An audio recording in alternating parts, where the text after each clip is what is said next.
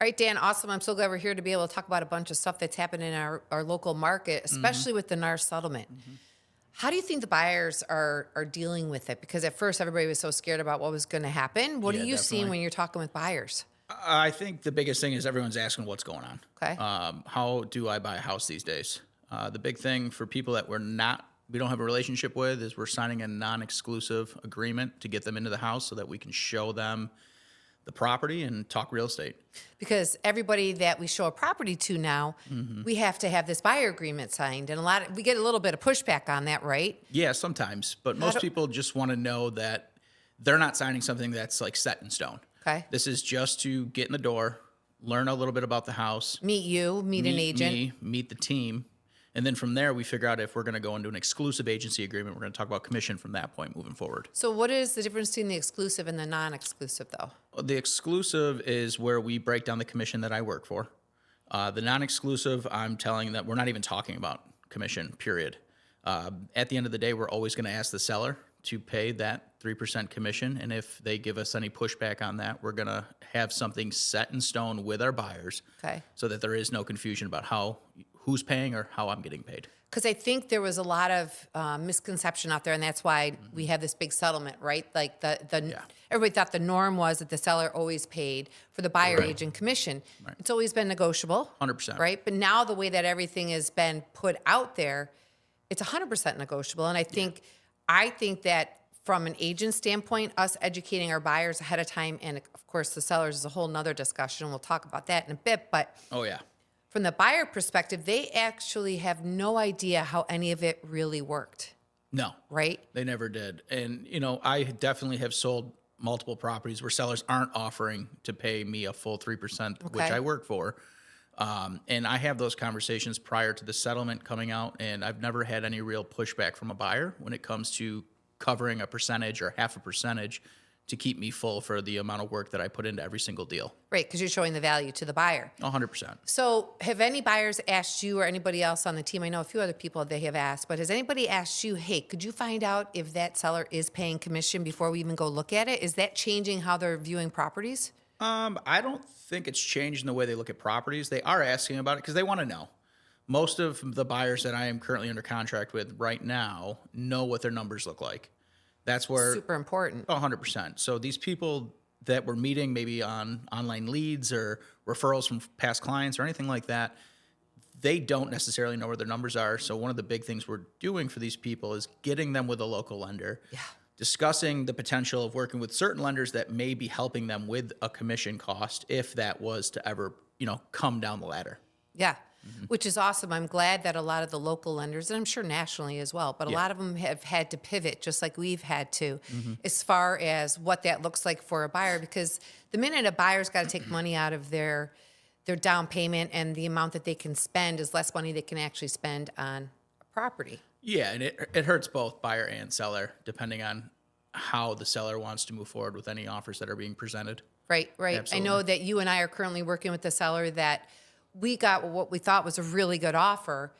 And because he's so upside down in things right now, he was not willing to offer any buyer agent commission. And that hurt the ultimate. We couldn't pull the deal together, unfortunately. Yeah, unfortunately, no, we did not. Which is too bad. And at the same time, he is negotiable, but the numbers weren't making sense for him. Right. I know somebody else on the team said that an agent said that their seller was only willing to pay 2%, and that was it. Yeah. The agent went back to our client and said, hey, look, they're only willing to pay 2%, but I'm going to write it in the offer anyways that they're willing to pay me my 3%. She presented it, and guess what? Got no feedback. It got zero pushback. They accepted it because it worked in the terms, right? At the end of the day, I think the most important thing for a seller, if we're going to talk that angle, is the net. Are they making the number that they set out to make? Are we helping them? Are we guiding them? And or at the end of the day, are the offers being presented properly to them? So important, right? And I mean, I know in our team, a lot of times an agent is struggling maybe to put that offer together. And because we've been around so long, I'm like, hey, who's the agent on the other side? Absolutely. Because relationships have been formed over all these years we've been in the business. We're happy to make that phone call to the agent and be like, hey, we've got an offer coming in from our team. What do we need to do to win? How can we make you feel the most confident that we're going to get the deal closed and done at the end of the day? Yeah. And a lot of our lenders that we, have partnered with our clients, they are not afraid to make these phone calls explaining the offer or the financing if it's, getting strategic Right. on why our client's going to be the best offer. 100%. Because the other thing we know is we can only control the narrative of what we're having with our client, whether it's a buyer or seller. Right. We can't control the listing agent, what their conversation is. And unfortunately, there's agents out there that are, I hate to say it, but lesser agents that might not understand all the nuances of financing, and they may be guiding their sellers in the wrong direction with things or not having a stronger conversation. Yeah, and I mean, ultimately on our team specifically, and it's just, I think doing the breakdown of the purchase price, the commission, if there's concessions involved or anything like that, I think helping those listing agents, right, forming those relationship with these newer listing agents, Yeah. it is taking us a step above, your run-of-the-mill agent. We want it to be a win-win. It's got to make sense for our clients first and foremost. And, at the end of the day, some of these agents are maybe a little afraid to raise their hand and say, hey, help me understand where you're coming in at, or help me break down this offer. Right. So that I can do my job and talk to my seller. Because the one thing that we always do when we meet with our sellers is we do a seller net sheet so they can see exactly what the numbers are going to look like based on what their projected sale price is. Absolutely. Based on what they might owe, whether they have a home equity loan or they have a first or second mortgage, whatever that is. Their seller costs, which is our abstract and title, survey, their attorney fees, transfer tax that they have to pay for Yeah. New York State, and then, of course, commission, right? Yeah.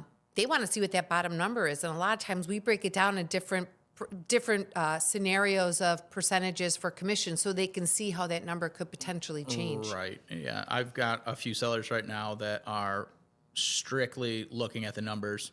Terms are important, but ultimately, I mean, if that net number doesn't work, we cannot move forward. Yeah. And some of my sellers, unfortunately, are willing to wait until springtime. They're in hopes that the market kind of flips a little bit more. So we'll see what comes down the Right. pipe. I mean, we don't have that crystal ball. No. I mean, we're always urging sellers, if you're thinking about selling, do it now because we know what's happening now. We don't know what's going to happen in the future. We have an election year, let's be real. Traditionally, things in real estate stay pretty steady, Yeah. but there's a lot of uncertainty in our economy and in our country right now. So I Sure. think we might see a little, some feet on the brakes, kind of pumping the brakes a little bit just to see. But overall, I think we're still pretty steady Netty. So I think a lot of times it's important for us to even help educate listing agents if they're not comfortable with different scenarios, sending them what that seller net's going to look like. Yeah. So they can further share that with their client because they might not know how to do that. Right. And if we help this agent look like a rock star in front of their client, why wouldn't they want to work with us? Absolutely. I mean, 100%. it's all about a win-win for sure. And whatever we have to do to help our clients win, I don't mind going the extra 10 to 15 minutes with a seller on the phone, or a listing agent, on the phone, just to say, hey, look, we close a lot of deals. We don't mess around. This piece of paper that, that I'm going to send you in an email, this is going to help you really break down with your seller why our offer is the best. Yeah. Awesome.